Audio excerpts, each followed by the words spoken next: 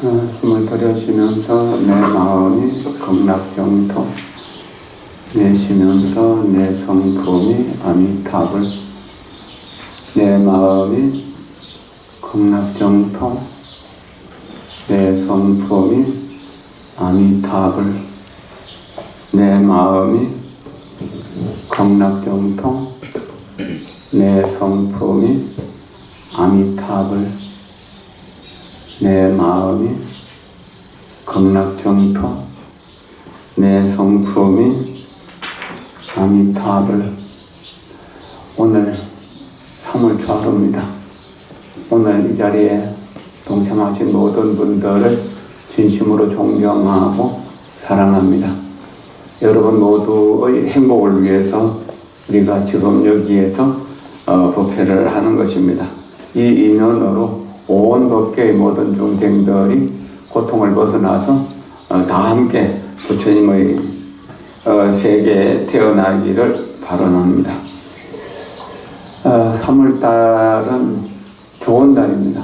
윤 2월달은 공달, 공을 드리는 달이라고 해가지고 기도하고 법회하고 예수제도 지내고 가사불사도 하고 또 보살계도 하고 그런 곳이 많이 있었습니다. 저도 지난 간음제일날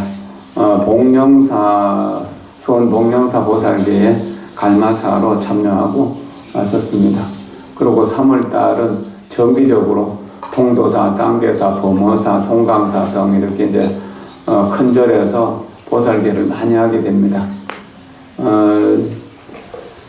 송강사 보살계는 보족사 종제에 맞춰갖고 음력 3월 27일 날 하는데 이제 그 전까지 제가 갈마사를 했었는데 이번에는 이제 전계화사를 하게 되었습니다. 그래서 간음사 신도들이 함께 동참했으면 좋겠다는 뜻으로 보살계의 공덕에 대해서 보살계 수기의식문에 나오는 말씀을 조금 드리겠습니다. 합장하십시오.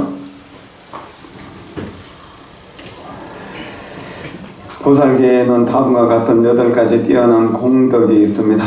첫째는 도를 닦기가 쉽다는 것이니 마치 대붕조라고 하는 새가 한 번 날 적에 10만 9천리를 나는 것과 같이 이 보살계의 힘도 그와 같아서 한 번 보리심을 일으키기만 하면은 육체나 이성을 초월하여 바로 무상보리심에 나아가게 됩니다. 둘째, 한생각 보살의 지혜로 대자비심을 내면은 이성 경계를 뛰어넘는 것이니 옛적에 한 사미가 보살심을 내매 아라한인 서성이 도리어 공경심을 내어 상자 사미의 바랑을 서성이 지고 삼미를 모셨다는 이야기 같은 것입니다. 셋째, 가령 이 세상에 가득한 아라한에게 공양한다 해도 보살계를 받은 한 사람에게 공양함이 더 수선하는 것입니다. 넷째, 보살계를 받는 것은 이를 방명과 같고 성문계에는 반딧불과 같아서 비교할 수 없다는 것입니다. 다섯째는 보살계를 받은 뒤에 설령 파괴했다 하더라도 그래도 외도나 계를 받지 아니한 사람보다는 훨씬 낫다는 것입니다. 여섯째, 보살이 처태했을 때 임신했을 적엔 항상 천룡팔부와 신장들이 보호해 준다는 것입니다.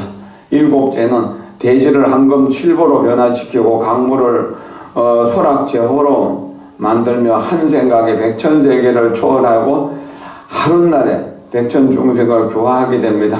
여덟째는 보살계를 받은 이는 연화정세계에 태어나서 법성신을 얻어서 한 번 참음으로써 항상음을 얻으면 영원히 물러남이 없게 되기 때문입니다. 이와 같이 수성한 공덕을 얻는 것이 보살계입니다. 편안히 앉으십시오. 보살계는 법사의 말을 알아들을 수 있는 사람이면 누구나 다 보살계를 받을 수 있습니다. 아이들이 공부를 잘한다고 하더라도 학교에 보내지 않으면 공부를 잘할 수 없죠. 집에서 혼자 하기는 어렵잖아요. 그와 같이 불자들이 부처님에 대한 귀의하는 마음을 낸다고 하더라도 보살계를 받고 보살의 학교에 들어가서 매일매일 보살의 수행에 대해서 공부해야만 깨달음의 세계를 이루어서 지긋지긋한 이 고통의 바다를 건너갈 수 있다라고 하는 것입니다. 한 생각을 바꾸면 쓰레기 더미에서 황금 7보를 얻어낼 수 있는 것이고 부정물 같은 물도 아주 청정한 감로소로 바뀌게 될 수 있는 것입니다. 한 생각의 힘, 보리심을 일으키는 한 생각, 그래서 보살계를 받는 그 힘이 그와 같이 크다는 것입니다. 옛날에 어떤 사람들이 이제 큰 훌륭한 나라의 장수였는데 나라 일을 의논하다가 밤늦게 자기 집으로 퇴근하는 중이었습니다. 캄캄한 밤중에 이제 산을 넘어서 자기 집으로 가고 있는데 산 중간에서 여산데요, 아주 산더미 같이 큰 호랑이가 똥 버티고 서서 눈에 불을 철철 흘리면서 이렇게 이제 달라들더라고 하는. 이 사람은 장소인데 내가 여기 물러설 수 없다. 그렇게 해서 자기 이제 등에 메고 있던 활을 꺼내가지고 화살을 매겨갖고 죽을 힘을 다해갖고 호랑이를 향해 쐈다. 정확하게 명중했는데 호랑이는 까딱도 안 하더라는 거죠.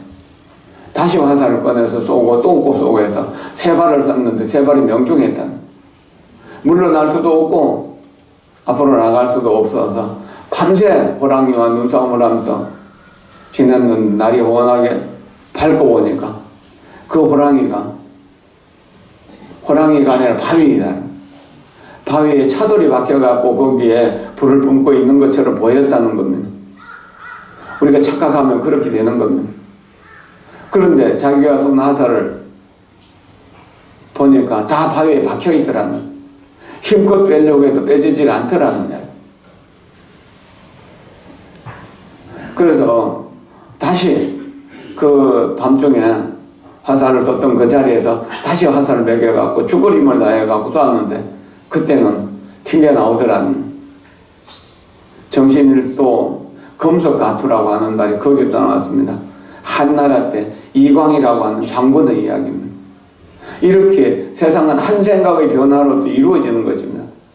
한 생각이 바로 부처가 될 수도 있고 아라한이 될 수도 있고 보살이 될 수도 있는 겁니다. 어리석으면 중생이 되어서 지옥 가기, 축생도 가게 되고, 조금 복이 있게 되면 인간 세계에 나게 되고, 복이 있더라도 질투심이 많으면 아수라 세계에 가서 늘 싸우는 세계에 살게 되는 것입니다. 그리고 어리석으면 축생에 따라서 본능처럼 살게 되는 것입니다. 요즘 풍요로운 세상에서 그렇게 되는 사람들이 참 많다는 겁니다. 천태지자대사는 말씀하셨습니다. 보살계는 모든 선법을 운전하는 선진의 기지가 되는 것이고 악을 물리치는 선봉장이 된다라고 그랬습니다. 그래서 바로 진리의 세계로 들어가서 중생들을 다 제도해서 마친다라고 그렇게 했습니다. 여러분들이 금년 송강서 보살계에 동참한다면은 많은 공덕을 얻게 될 것입니다.